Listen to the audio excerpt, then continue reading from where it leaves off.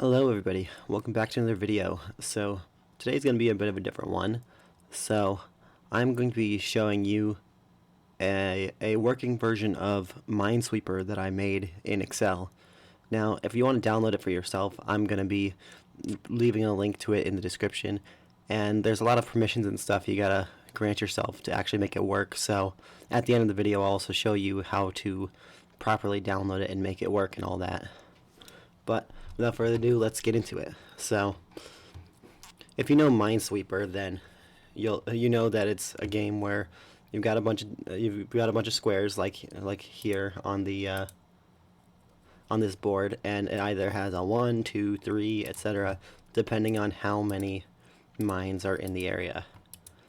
So the way mine works is it auto generates a certain amount of squares that are revealed. As you can see, this particular board seems to have like a lot of squares revealed. If it's got no number, that means there's none within the radius of these squares. And now, as you can see, this box up top called No Mines, that's where you click on the board to determine whether or not you're clicking it and the mine will explode or it will reveal the square. Now, if you let me just click through here, just get rid of all these empty squares.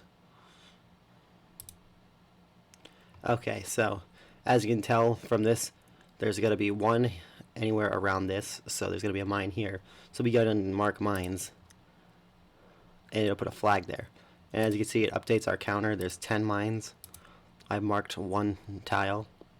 Once we're done, we check the solution here, but there's also there's 2, and these are the only ones I can reach, so we also mark this mine here. Now let's continue playing Minesweeper as normal. This is a pretty easy board, but it can generate a wide array of difficulties in boards.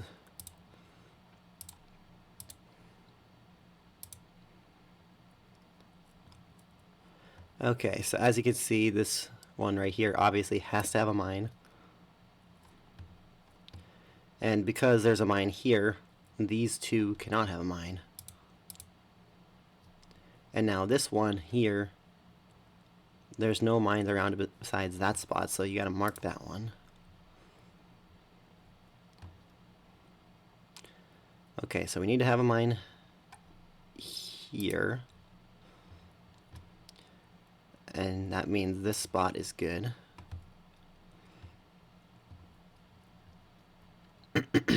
Okay, so this 2, I need to have one right there. This is 3, so that one's good.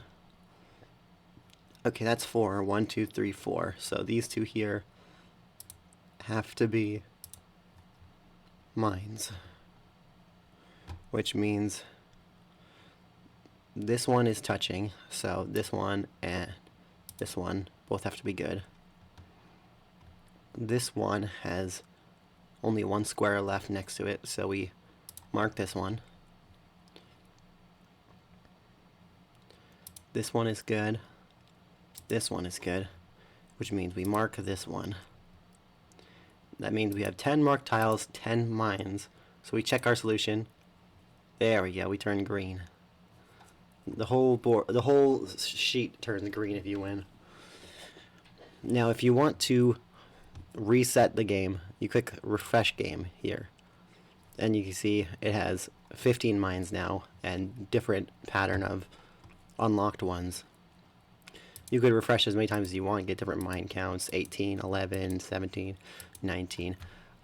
The difficulty on this is roughly, like, I would call it like fairly easy. The board size obviously isn't super huge, but once you see, once I explain how I made this, you'll understand why I only made different, like this small of a board. But yes, so now on to explaining. So, as you can see, we've got a bunch of if statements. Like, I should show you guys the actual code. Over here, just out of view, is my code. if you could even call it that. So this red section is whether or not there are no mine checkboxes checked.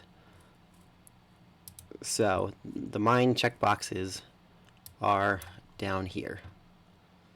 So as you can, oh wait, actually, if you check this one here, that is B23.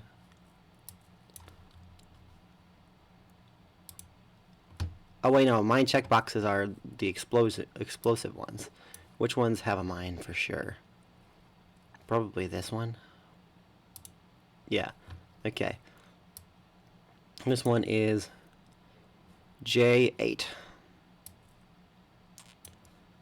So see, this one says true now because the checkbox here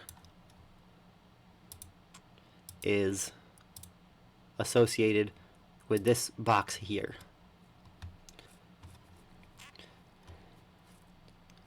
So if you check this box, it reveals the red and the mine pattern, and then it sets the flag here to be true. This one says all true as a point of reference for some formulas. So this is just a whole big box of trues, just because I needed true references. Are the mine checkboxes checked? But yeah.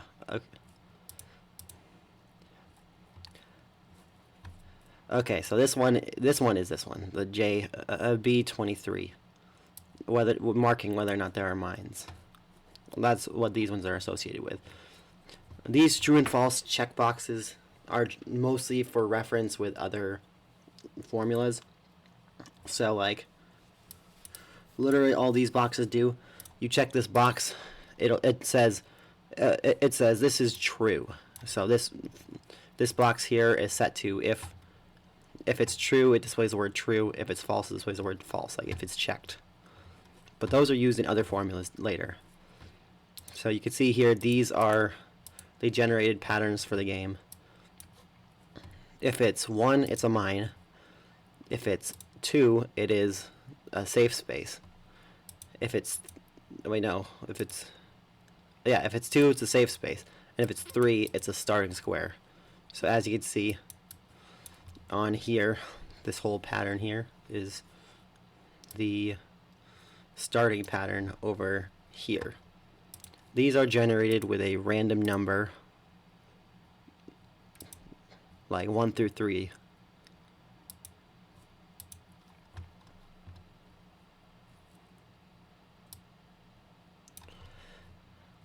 Now, each of these 1, 2, and 3 have a probability. So the probabilities are, there's a 19% chance that a single square will be a mine. So when it randomizes this, let's do F5, no, not F5, F9 to refresh it. There's a 19% chance this single square will be a mine, like that. It's not very common, but it's common enough. A 56% chance that it will just be a regular, normal square, like that. And then a 25% chance it will be a starting square, one that has revealed the number to us. So it's more likely to get a green than a red, but it's most likely to get a gray. I don't know what made me decide these probabilities. I think I just tested it with different probabilities and stuff. These are the cumulative probabilities.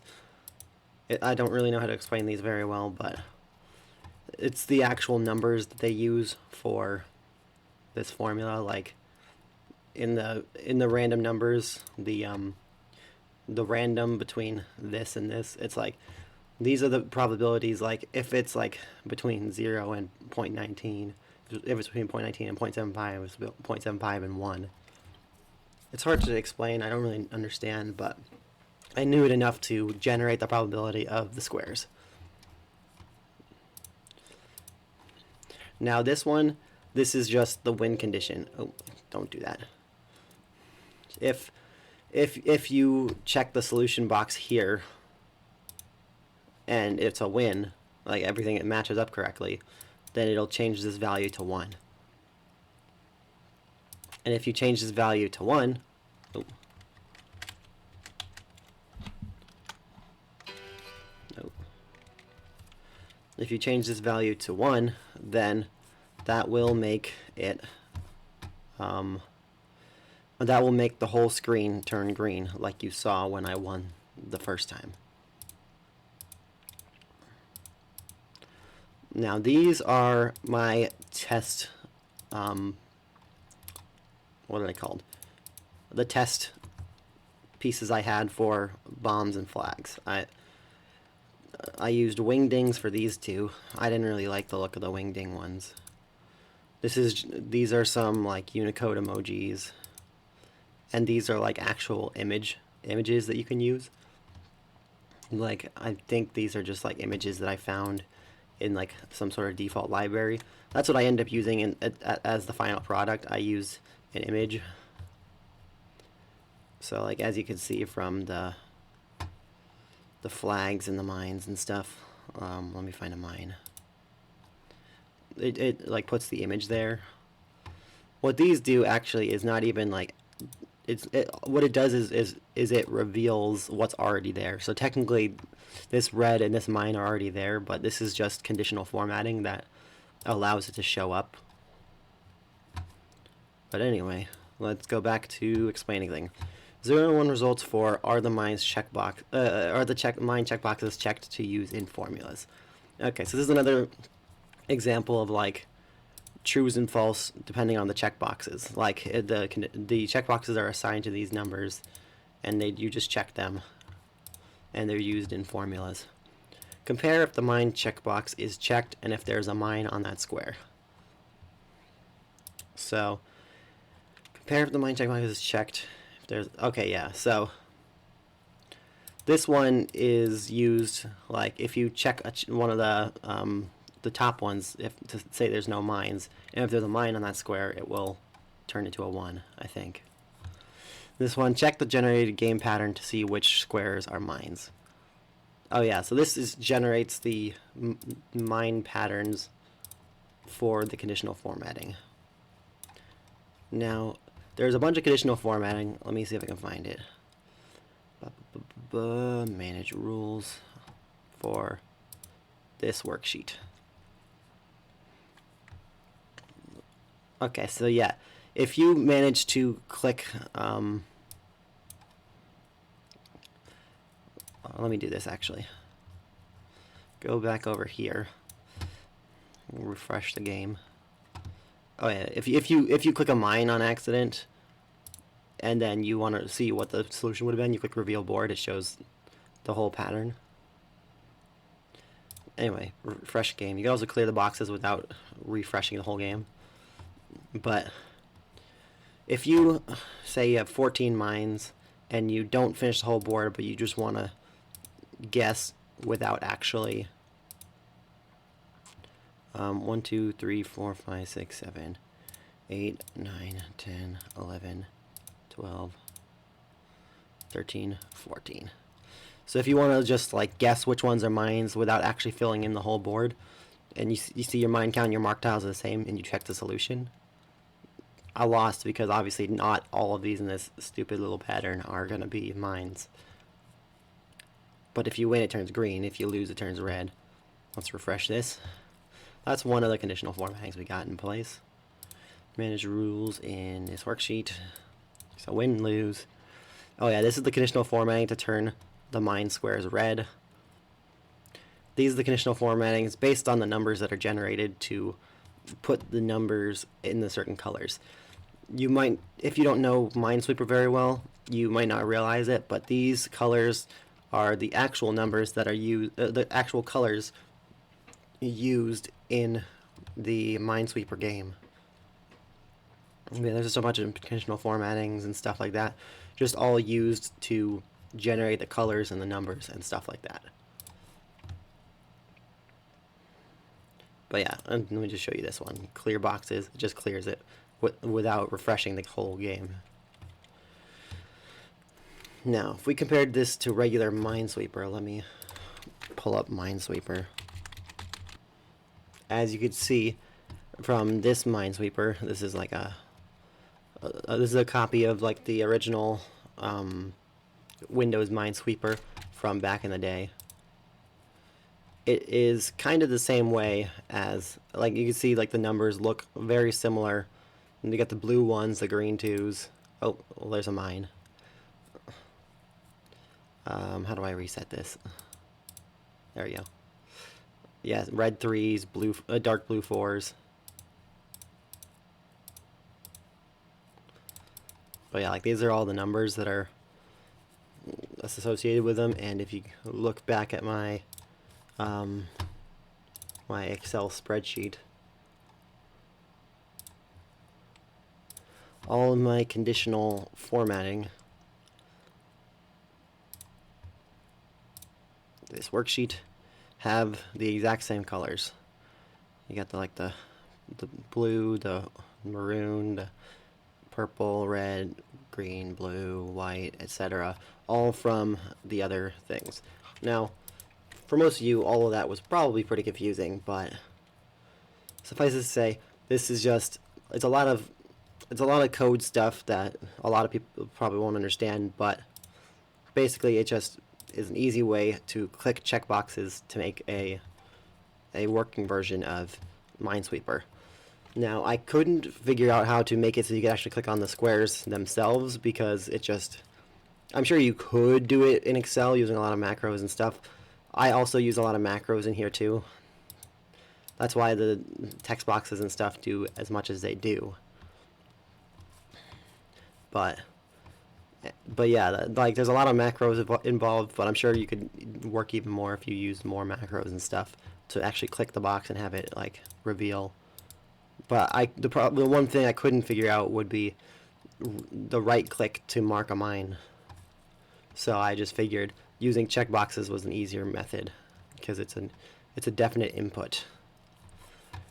Now, if you want to download this yourself, Windows is going to have a lot of problems with you downloading an Excel spreadsheet with macros and things like that.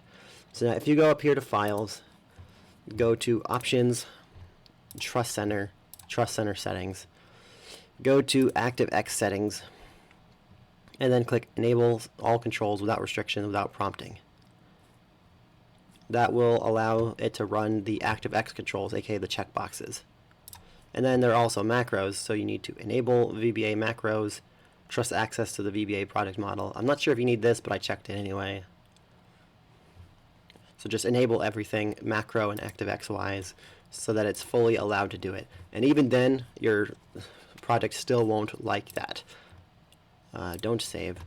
And now there's one final thing that it wants you to do, because Windows still won't trust it.